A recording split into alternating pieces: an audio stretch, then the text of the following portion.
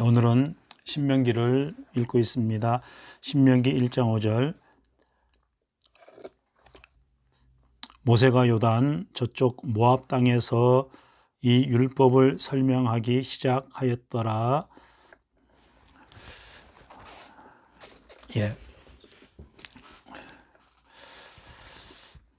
여기 모세가 요단 저쪽 모압 땅에서 아직 가나안 땅에 들어가지 못한 상태에서 하나님의 율법을 설명한 것이 신명기입니다. 그래서 신명기는 한마디로 하나님의 율법에 대한 설명입니다. 특별히 장소가 출애굽해서 가나안 땅에 들어가기 직전 광야 40년의 세월이 끝난 후에 이제 모세가 1장에서 4장까지는 역사적인 회고를 합니다. 이게 모세의 첫 번째 설교이고, 그 다음에 5장에서 28장까지는 이 율법을 설명하는 거죠. 계명과 규례들을 설명하는 그것이 모세의 두 번째 설교입니다.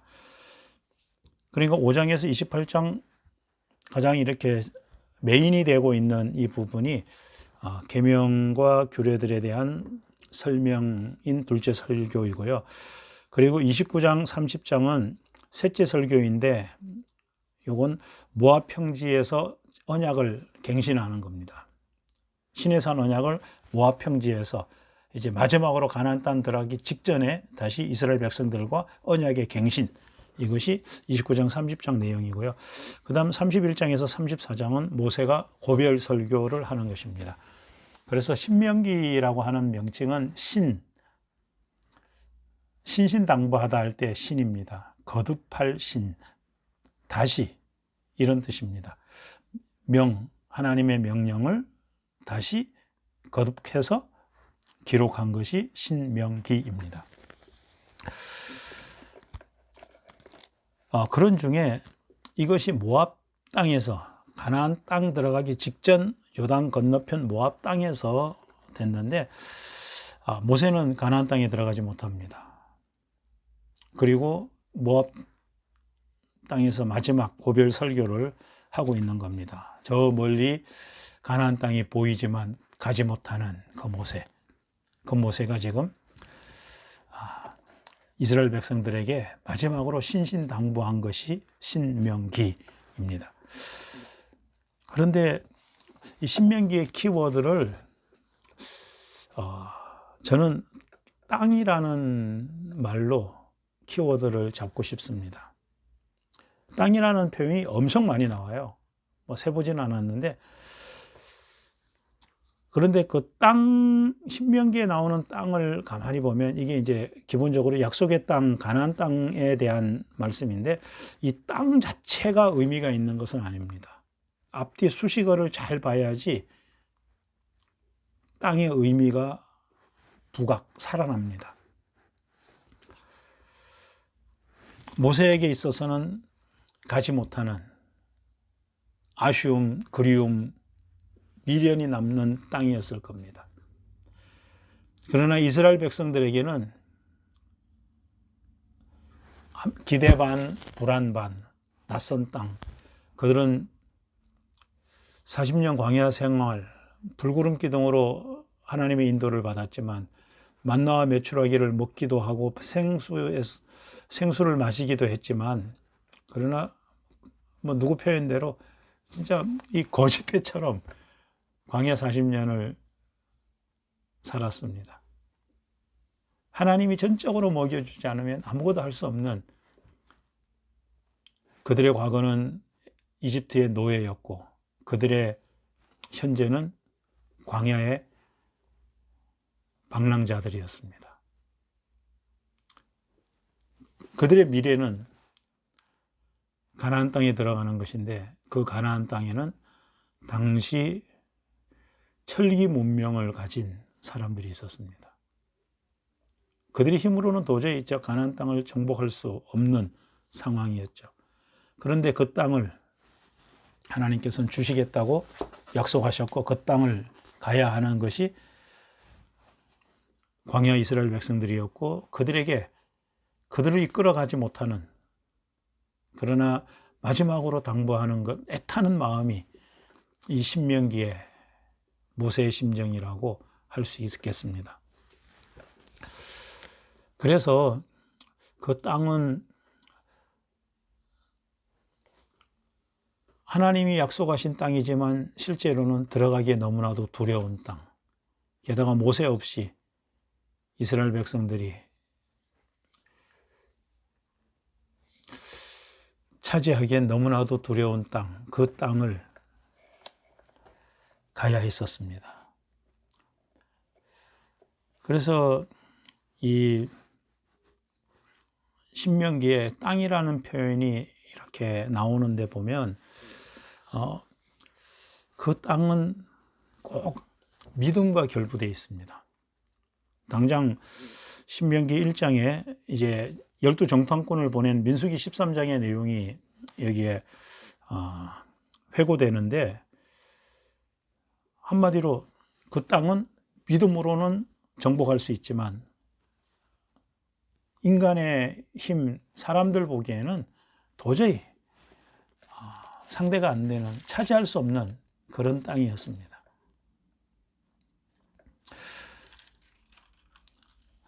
여기 있는 땅이 어떤 땅이라는 표현을 봐도 그 전후 좌우 문맥을 보면 믿음으로 차지하고 믿음이 없으면 차지하지 못하는,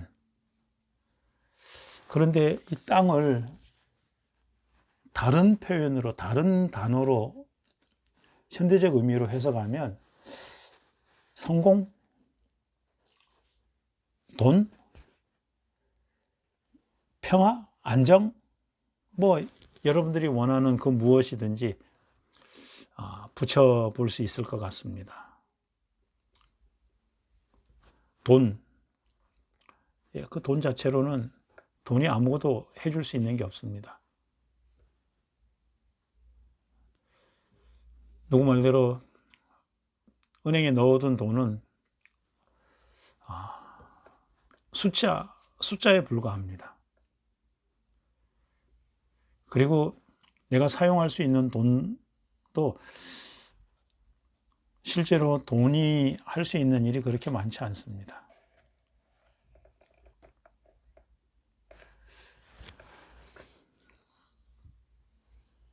돈 벌기도 힘들죠.